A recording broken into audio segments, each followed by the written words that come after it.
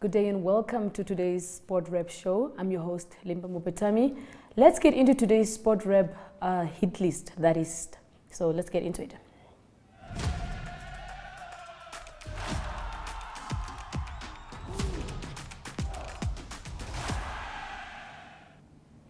Olympic silver medalist Christine Mboma's next task for the athletics season is the third edition of the Kip Keino Classic, where she will compete in the 100 and 200 meter events. The event is scheduled to start on the 7th of May. Her coach Hank Bottas said that they are waiting for the full schedule, and if the events are close to one another, they might choose to compete only in one event. Mboma just recently competed at the Gaborone Mid and is most likely to face Jamaica's sprinter Shelly-Ann Fraser Pryce in Kenya. I understand the international media is already reporting that Fraser Pryce has already landed in Kenya. We caught up with Mboma, that is briefly, so have a listen to this. Hi guys, it's Christine Mboma. Last weekend I was competing in Botswana and I feel great to start my season here in Africa, and I'm really happy with my time that I ran in Botswana, and my next stop will be in Kenya. Thank you so much guys for your support, and I love you. Bye. After making history on Tuesday when he became the player to reach 50 goals for Mamelodi Sundowns, Peter Shalulile has 3 matches left to equal or better the 26-year record of 25 South African Premiership goals in a season. Sundowns has already wrapped up the league title race and are aiming to end the season with 70 points. One of Namibia's top sprinters, Mohamed Bog, has attributed hard work and perseverance to his thrilling performance at the recent Gaborone International Mid, which saw him taking second place in the 400 meters in a time of 45.80 seconds. Bog's time became the new unofficial Namibian 400 meters record and eclipsed the long-standing 400 meter record of 46.24 seconds set by Daniel Hitembu in 1980, that is. Here is Bog, so have a listen to this short and brief interview. About the weekend performance, I'm forever humble and grateful for the record that I broke. The performance was good in itself. I'm not only grateful for the Namibian record that I broke. It had stood for 42 years, but the time that I did it in, it had put me on a level which I could fight with superior athletes such as Olympians and world champions. Although my coach and I wanted the time a little bit earlier, everything happens within God's time. So it's just a matter of how can I say, so it's a matter of the right time and the right place, and it happened at an international competition. So for that I'm grateful. What we're also planning next is the African champs.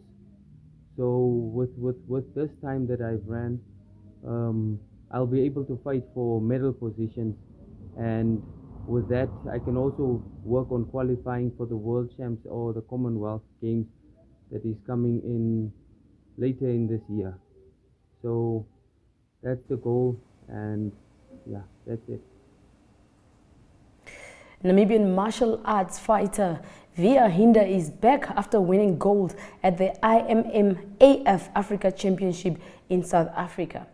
We caught up with Hinda, so check out this interview with him as he speaks of his next plans right after we head into a break, and then when we return, we cross over to the Zoom In segment of the show.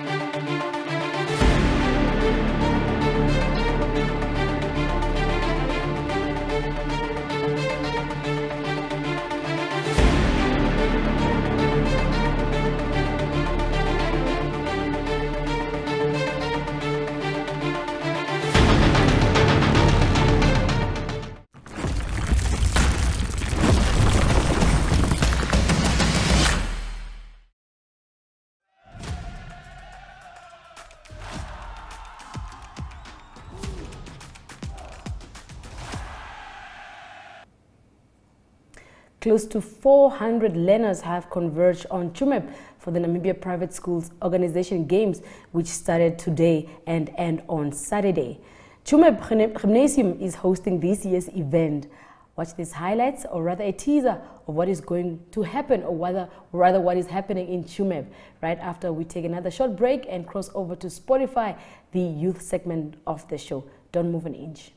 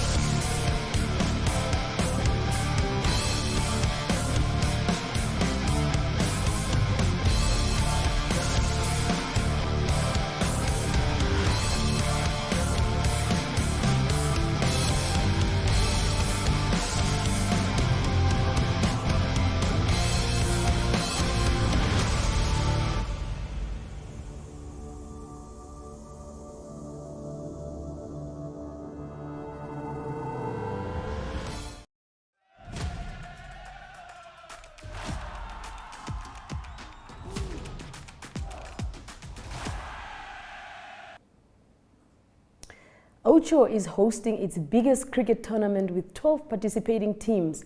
The festival kicked off on the 4th of May with an official opening ceremony by the mayor of Ocho, Johannes Papilo, and the national women's head coach, Francois van der Merwe. This will be a platform for the coach to scout talent in preparation for the major upcoming girls tournaments. Check out these videos of the tournament and the kids, just doing what they know best.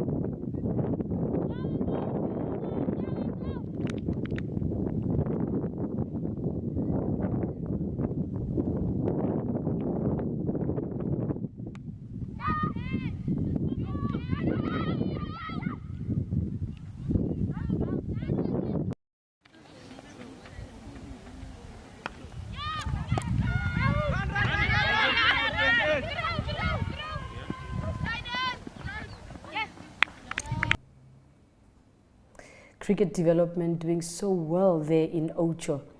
Now, the councillor of the John Pantene constituency in Katutura, John Monde, has called on Good Samaritans to help the Arcadia Football Club realize their dream of turning its training ground into a proper football field. There's a lot of young boys that are playing on these fields, and it would be good to see them getting proper facilities. That ends Spotify. Let's now cross over to Ari Hochad with international news in Globe Trotting. Adam Tas is coming to Windhoek to help build a brighter future for education. Join us at the Sounds of Caring concert at Windhoek High School Vegkop on 20 and 21 May, where he will be performing with Von Arends and Rian Smith. Tickets cost $200 Namibian and are available via eticket.my.na. All proceeds go towards the African Child Development Trust.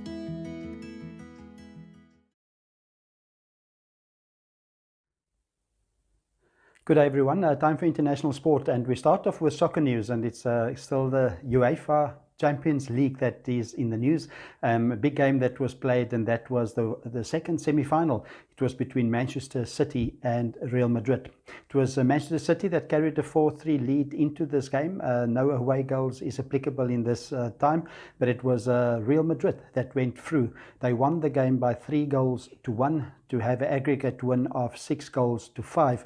And they will play against Liverpool in the final, and that final will be played on the 28th of May in Paris. It was a game that was in a way thrown away by Manchester City. They had it all under control. In the 90th minute, they were 2 goals ahead with just 6 minutes of injury time to be played. But then Real Madrid scored twice in injury time to force extra time. And in extra time, it was Benzema that scored. He was brought down in the box. It was a penalty for Real Madrid. And he was brought down by Ruben Dias, and he beat him to score the winning goal. And it was Real Madrid that goes through to the final. That will be a repeat of the final of 2018. That was the last time the two teams, Liverpool and Real Madrid, played in the Champions League final. In that game, it was Real Madrid that won the game by 3-1. On to some golf news, and the power struggle continues with the Rebel League, the so-called LIV Golf International Series of Greg Norman, funded by Saudi Arabia, that is still going ahead next month, the first tournament being played in England. News from the tournament is that there's still a power struggle between the PGA and the European Tour and the Greg Norman-backed LIV Golf International Series, and two players, the latest players that have confirmed that they will play in the series from Europe is high-profile players. It's Lee Westwood and it's also Richard Bland.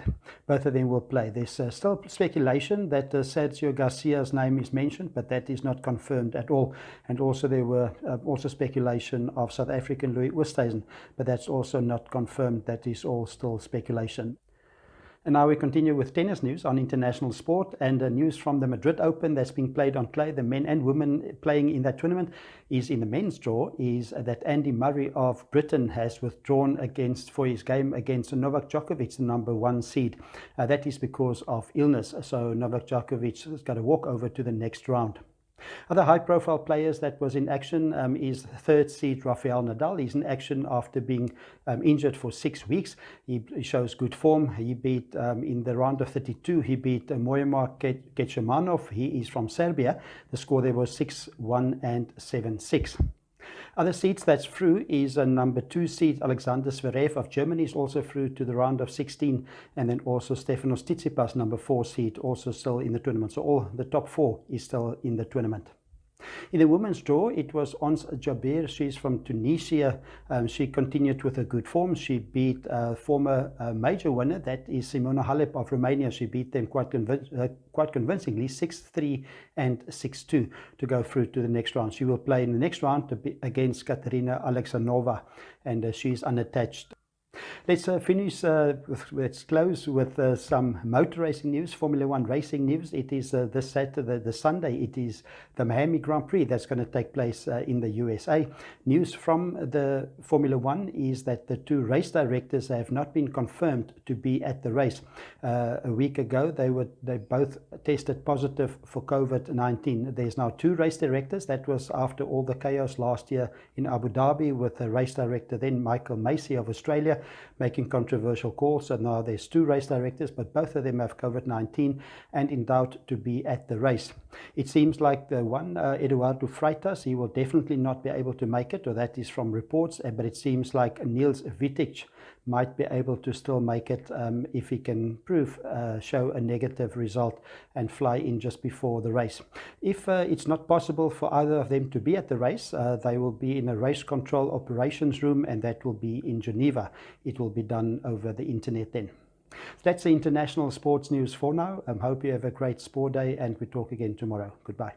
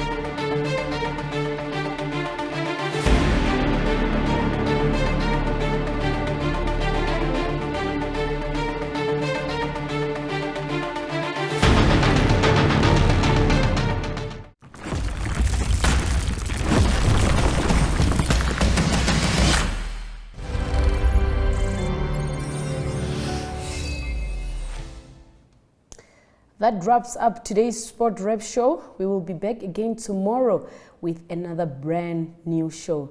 So do catch us then.